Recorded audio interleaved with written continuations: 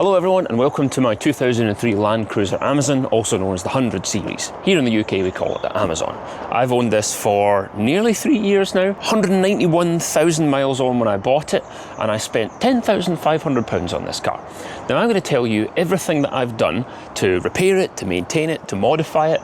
I did a video before on my Audi RS6 when I had one of those. That was one of my dream cars. People really enjoyed the video. I've taken some feedback on it because not everyone liked the video and they wanted me to separate some categories, so I'm going to do that. And I've also got a clipboard, so I'm going to channel Harry's Garage here, Garage. Harry's Garage. Welcome to a new Harry's Garage, and this one is my annual roundup. And I went through the costs of it. What does it actually cost? And I'm going to use my clipboard to go through all the costs of what I've spent keeping this thing on the road. It's expensive and it's not for everyone, I'll tell you that for sure.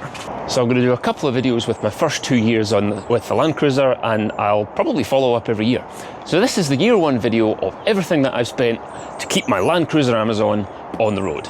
Now I haven't even fixed everything yet, but just to give you an idea of how vast the expenses are, I've done 2,270 miles at a cost of, I'm not kidding, £2.79 per mile travelled. My first year I did just over 2,000 miles and I spent a 5-figure sum. Here we go. Alright, so I'm going to kick you off with the engine bay. Of course, when you buy a new car, you've got some basic maintenance to do, and I certainly did mine with this car when I bought it. So first thing I did was some servicing. Timing belt, that cost me £167. It's a fairly easy job because there's no, it's right at the front here, you don't have to take off pumps or anything. £167. The oil and filter. This thing takes 11.4 litres of oil, so that cost me £119. Because I had some ride quality issues, so I replaced the AHC fluid. That cost me £90. And I'm doing most of this maintenance myself. If I've had a shop do it, I'll let you know. Transparency is the name of the game here. Aircon gas. I've been fighting a leak with this car since I got it. And I thought it was a recharge, so I spent £65 on recharging the aircon gas. Spoiler alert, it didn't work. Then I replaced the pulley for the aircon tensioner. For the tensioner belt, replaced that. That was £36. The bonnet struts were shot to pieces after 20 years, so I replaced them. That's another £30. I replaced the pulley for the viscous heater down here. This is the viscous heater that helps, or a power heater. It basically warms up the coolant faster in the winter. That was just £26. That's a cheap one. Air filter for 15 quid, the aircon belt for £13, fan belt for £12, the diesel filter at the top here. I was mucking around with this thing trying to reroute this cable. I replaced the diesel filter, that was only £7. And the last thing was a boost hose that popped. This popped here, just age wear, 5 quid to replace that thing. So that's a mixture of maintenance and repairs in there. So the aircon was the biggest place for me doing repairs, and the rest was maintenance. That's it for the engine in year one. Now, front end of the car, please excuse the dirt. I'm doing this video in the freezing cold because this is going off to get all of its undersealing done tomorrow. That's going to preserve and protect, so I don't have a spare day, so I'm doing it even though it's dirty. So at the front here, we replaced the wheel liners. That was £97 because they were shredded after all those years, £97. 2 sets of wiper blades, that run me £44 for 2 pairs. I replaced my bulbs at the front here, my headlights and side lights, for some nice LED ones and some much more powerful front headlights because the lights are crap on this car. £44. And when I took the car in for service at one point, they knocked off one of my wheel covers and I had to buy a new one. It was £40. That's for the front. That's just a little bit of repairs and maintenance. Underneath is where it starts to get a bit crazy. Some of you will have seen my video where I did oh my goodness, the wind. Not an ideal day for it. Some of you might have seen the video where I did my front diff mounts. There are 3 of them. There is one here, which is attached to this back plate for the front diff. Toyota don't actually sell a diff bushing. They only want to sell you a new back plate, which is about £700, but you can get an aftermarket one from Best. There is also a side mount here. 3 bolts, 1, 2, and a third one here. That lets you take off that diff bushing, and you can buy that whole arm for about £150. The last one is on the back of the diff here. It's right at the back carrier, and as you can see, I've cheated in that one and I've just put a new diff bushing on that. I've just replaced a whole arm, 3 bolts. That was, maintenance on that was £223. I call that maintenance, I don't think that's repair. After 20 years, I'm going to call that maintenance, not repairing. The body mounts, I did a full set of body mounts. I did a complete set of body mounts. Again, that's maintenance after 20 years. That was £130. I replaced all of the drop links with standard parts. I mean, in fact, they were aftermarket, they weren't Toyota. All the drop links, that cost me £70. And then in the lead up to going to my 35-inch tyres, I did a refresh on the steering rack ends. So I did inner rack ends for 52, and the gaiters were 39, and some bushes were 35. So those are a bit of repairs after the steering rack. Now that steering rack that's in there is only 4 years old. It's probably covered about 20,000 miles now, but it needed repairs already on bushes. And of course I've done separate videos if you're interested on how I did all the replacements and maintenance on the diff and the steering rack. There's videos for that. Now, underneath I had a vibration from the prop shaft. So where is it? Yeah, prop shaft. The universal joint on that prop shaft wears out. You get a vibration when you're accelerating, £34. Then front anti-roll bar bushes, which you can't see from here, but that was 23. And then just some other gaiters and grease, that was a total of £17. Big expensive job happened here at the rear because I had to do some rust repair. Now the old rust just underneath this trim, and in behind there you'll see a lot of Land Cruisers have got welding repair work done to this edge, and then also the lead here. I actually found this was breaking off and beginning to shatter, so you can see where it's with patches welded in there. That was a big one. So to do that rust repair and all of the painting to go along with it, I sent that up to our friends up near Aberdeen, and that was nearly £1,700, £1,687 to get the back rust repair done. So that was the biggest repair of the year, but it really needed done. Next we've got the rear springs. The hydraulic suspension springs that were on this car when I bought it were really saggy and a bit knackered. So I swapped them for these King yellow springs, King KTRS something or other. There you go, today we're putting on the King springs, the 79 model. I'll have my manservant put in the new shorter spring.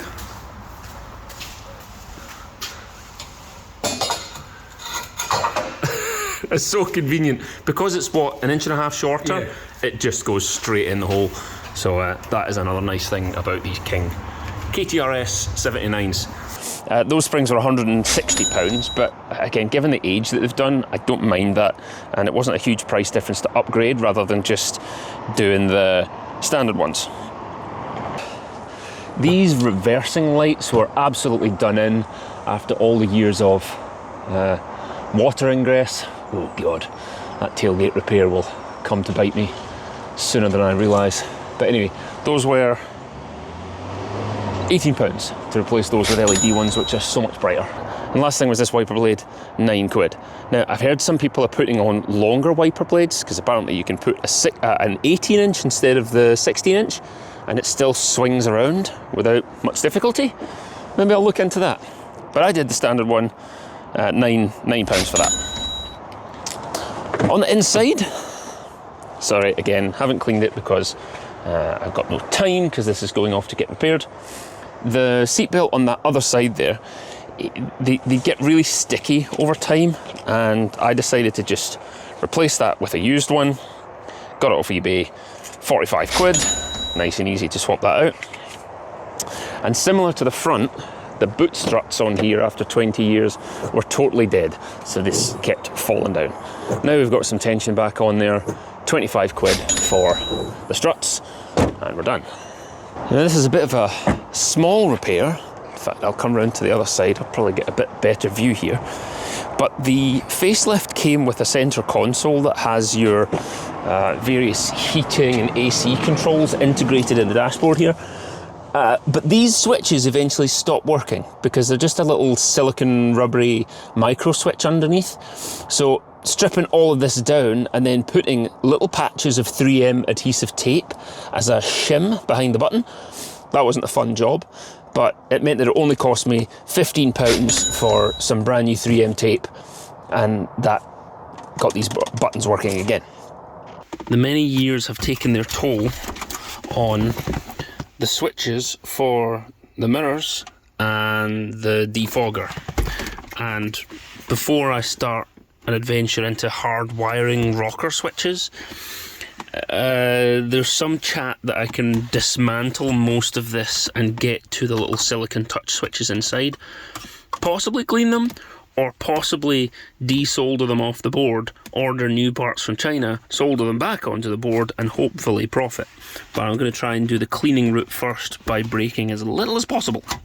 Right, next, when I got the car, the tyres were in pretty poor condition. They weren't worn yet, but they were cracking. And I decided to push my luck and buy the 35s. And the 35-inch tyres on this, BF Goodrich, all-terrains, I think they're KO2s. Yep, KO2 tyres. These are a genuine 35 by 12.5, 18-inch tyre. 100,000 mile warranty on them, if such things matter. And they cost me £1,314. Now that sounds like a lot, but the 31-inch tyres that were standard, when I looked at the BF Goodrich tyres, a 285 60/18, a standard tyre size, would have been £1,100. So for an extra £200, I got my 35s instead. So I'm classing that as maintenance rather than a modification. We'll get to the modifications later. Okay, the MOT and service. The first year I got this car, I decided to get it MOT'd and serviced at the same time, because there's a garage here where the owner has run lots of Land Cruisers, and so I had him do my first service, and he did me a cracking deal, £250 for my first MOT and service. Now since then I've been doing the servicing myself, and earlier when I mentioned the oil, that was on top of that service. So this had 2 oil changes in the first year, even though it was only 2,000 miles. £250 for the MOT and service. Good deal. Then I bought a TechStream cable. That was £49, and no regrets there. I don't think I have one lying around here. Well, anyway, a TechStream cable that lets me connect to the ECU, because the car has a diagnostic port, but it's pretty useless. There's an OBD port underneath there. It's the only time I've ever seen one that's white, and it really doesn't connect to anything. I have tried with a scan gauge, 2 different versions of scan gauge, because, you know, we had scan gauges before they were cool. The only other diagnostic port that you'll see on this car is over here, diagnosis. And I think this is where you can like jam paper clips into it or something and get readouts. I've no idea how that operates, but it's got numbers and you can look them all up in the manual.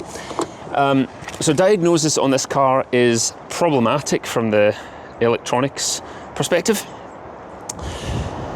So I bought a TechStream cable and stole the software, basically. £49. The last of my big other costs here, fuel. Now, this car in my first year did an average of 22 miles per gallon. 2,300 miles at 22 mpg gave me a fuel cost of £689 just in diesel, because diesel was pretty expensive the first year that I got that. You know, war in Ukraine and just coming out of the COVID pandemic mischief, and fuel was really expensive. Then road tax. So here in the UK we pay road tax once a year, and for this car it was £360. Fortunately, there is a specific band that this falls into. Most of the facelift Land Cruisers will be in the maximum band where it's about £700, but this one's just in this little window where it's a 2003, but it isn't in the most expensive tax bracket. So this one gets a road tax of £360 in my first year. Car insurance was pretty cheap for it though, even with my wife on there. £274 for my first year's car insurance. And that's the end of my sort of costs. Not really repairs or maintenance, just costs. Final section here is the modifications. This car's body lifted. I got a body lift from Flat Out Off-Road in New Zealand. That cost me £234. It's not a complicated thing, but if you look up here, you can see I've got this plastic insert at the top. So these were the body mounts that I replaced, but the plastic insert along with replacement longer bolts, that cost me £234. £234 for the body lift. Next mod, some spring spacers. These came from Dobinson's over in Australia, and this is going to be really tricky to see, but I'll try my best. All right, at the top there, that is a rubber spring spacer, which went in addition to my King springs. That rubber spring spacer, a pair of those from Dobinson's, with all the import and the shipping, that was an extra £70. Right, other things in the mods department. Power station was a big one. Now, I've got a few of these in here at the moment. Please excuse the mess. I just feel like I live in a constant state of half-finished projects. All right, you can't see it, but we'll insert some stock footage here. So that's the Anchor 767, which is £1,600. So instead of me putting any leisure battery into the back of the car and running my fridge and so on off that, I use that Anchor 767. It allows me to plug in some devices. I can charge it in the garage if I want to without having to run power cables out to the car. I can just roll it out on its wheels. And that allows me to run the fridge and my electrical system and so on. What I must point out is that this fridge, this ARB fridge, came with the car. So my list price for the car was $10,500. That included this fridge, which is £1,000. So I don't mind that, I'm not including that here. So my power station normally just sits at the back here, and it's plugged in to a transformer and so on the right hand side. These gear shelves are tremendous. These come from a company in Poland called Bison Gear. And so I put in this attic storage at the top here. It allows us to put in coats and bags and stuff, and we can always get to that no matter what pile of garbage we have here.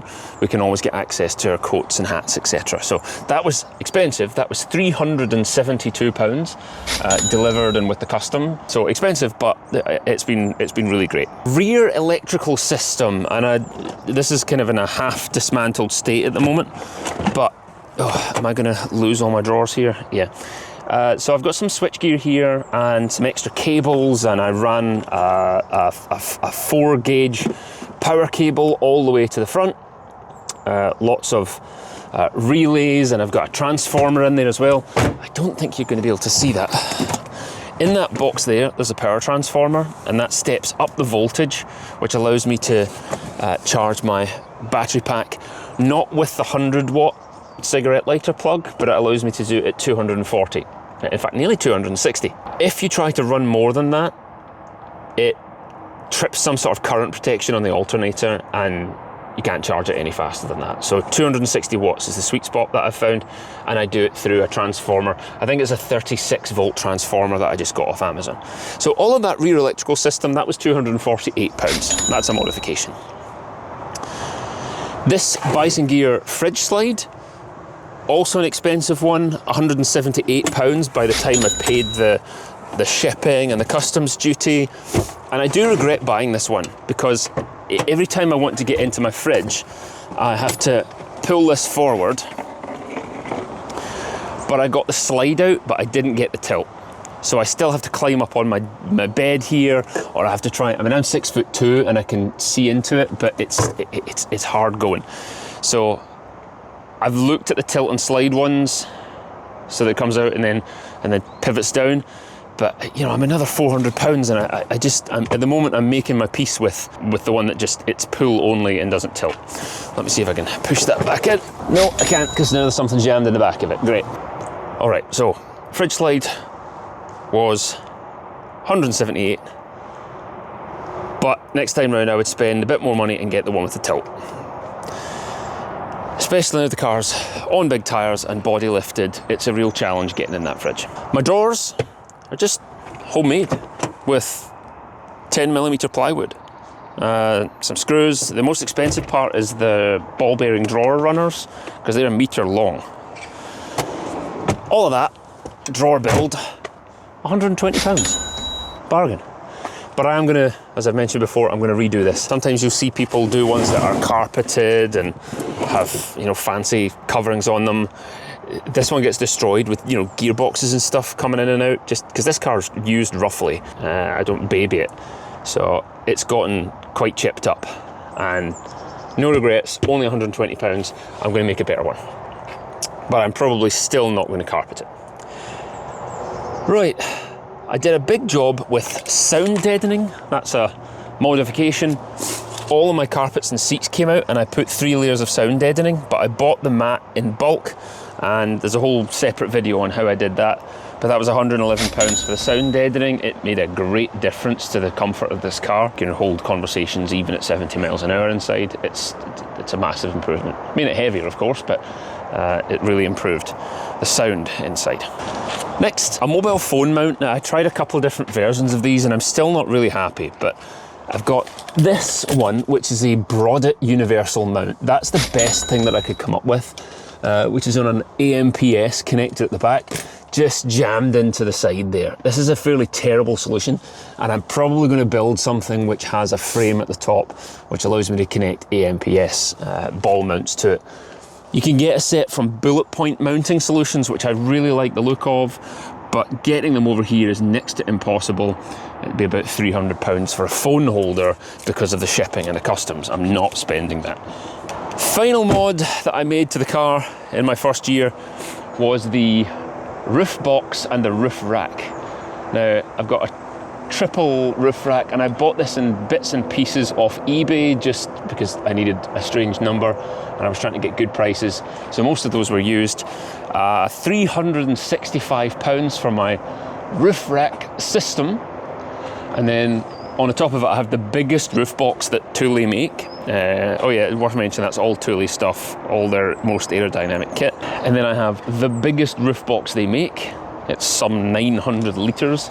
It is their XT Motion XXL. Currently got it stuck around the side of the house. I've probably got a picture I can put in of it on top of the car, but that was £860. But it's great because it's aerodynamic. You can do high speeds on it no matter what car you put it onto. And it was £860. That's all my mods. So that's a lot. So that's quite a lot. I appreciate by this point your mind's maybe a little bit blown by how much I've spent on this car. So that was a total of £6,328 just keeping it on the road. Maintenance, repairs and costs. It was £2,700 on the maintenance, £2,300 on the repairs more or less, and £1,300 on costs, you know, tax, insurance, etc. Another £4,200 on top for mods gives me a total of £10,550. So I think I said it was in my first year £2 something, £2.79 per mile travelled just in maintenance costs, repairs. If I include the mods, that now makes it £4.65 per mile. And that means that this Land Cruiser, as it sits here today, has cost me £21,050. Now, is it worth it? Sometimes.